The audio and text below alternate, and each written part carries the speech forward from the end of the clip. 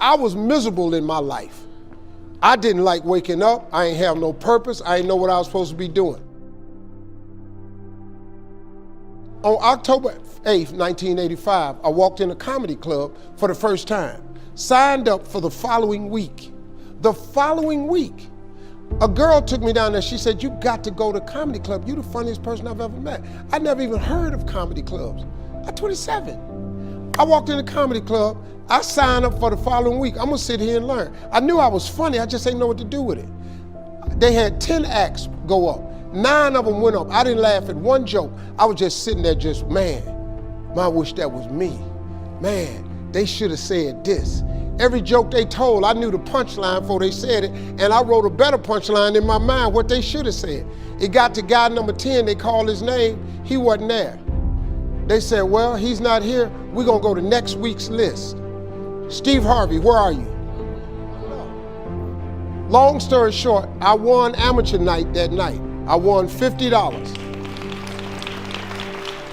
It was a 45-minute drive to my house with this girl named Gladys. I cried 45 minutes. She said, "What you crying for? It ain't but $50. I said, no, you don't even understand. I was born tonight. I now know what I'm supposed to do. I went to work the next day, October 9th, and quit my job. With $50, I had nothing. I just never gave up. I'm gonna tell you something. That decision cost me everything I had. I lost everything. I lost my family. I lost friends. I lost everything. I became homeless. I lived in a car for 3 years. But I just saw this, I saw this vision. I just pursued it. I said, wow, that's it. You have to take chances in life. Life is about risk. If you play it safe in life, you ain't gonna have much of a life. If you play it safe, you won't have much of a life. Life is risk. It takes courage to pursue your dream. Now, it's gonna cost you something. Most people are not willing to pay what it costs to go after your dream, because you're gonna have to hurt a little bit. And most people don't like being uncomfortable. If you don't wanna be uncomfortable, please do not pursue success, because success is a very uncomfortable feeling. And I just learned to be comfortable being uncomfortable. Life is hard. See, for every time you have a plan, a dream, an aspiration, or a goal, do you know what happens every time you have one of those? This thing comes along called life. It happens to everybody. Life has disappointments, it's got peaks and valleys. You're gonna lose somebody you care about one day. That's a valley. Somebody gonna close the plant you thought was gonna stay open so you could retire. That's a valley. Somebody gonna fire you for an unjust cause. That's a valley. The people that got your credit card gonna sell their company, gonna sell their business to another credit card company. Your 18% go up to 26%. You don't even know why now. Your minimum didn't change because it's life.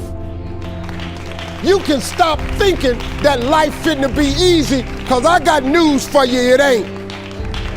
That's a false hope to think you're gonna have a wonderfully carefree life. That's unthinkable.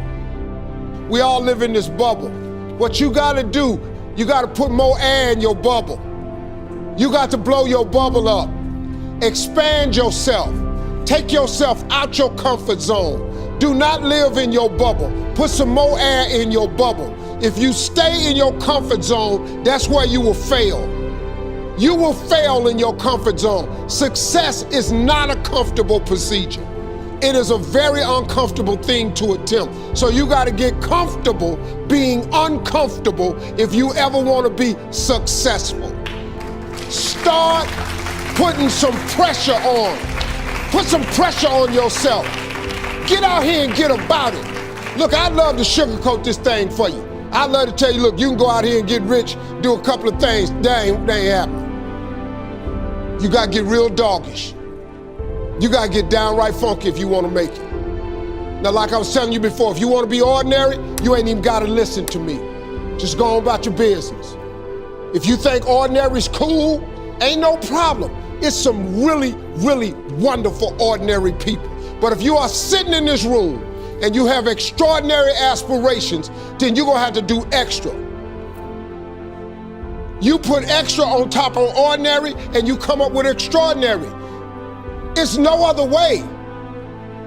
I'm sorry, but here's the fact.